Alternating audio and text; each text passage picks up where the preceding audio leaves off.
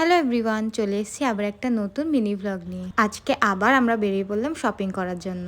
আজকে প্রথমেই গেছিলাম কসবা নিউ মার্কেট, ওখান থেকে শ্বশুর মশাইয়ের জন্য শপিং করেছি।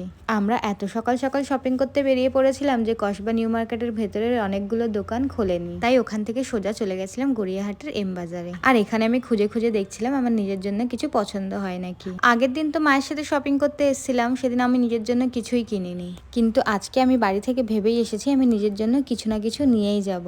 আজকে আবার জুডিওতে গেছিলাম, কিন্তু জুডিওর ক্লিপ আর নেওয়া হয়নি। কেনাকাটি করে বেরিয়ে আবার সেই দোকানটা দিয়ে একটু খাওয়া দাওয়া করে নিয়েছিলাম। এই দোকানের ঘুগনিটা খুব ফেমাস, আমরা যখনই গড়িয়াহাটে আসি এনার কাছ থেকে ঘুগনি খাই। খাওয়া দাওয়া করে সব শপিং কমপ্লিট করে চললাম বাড়ির পথে।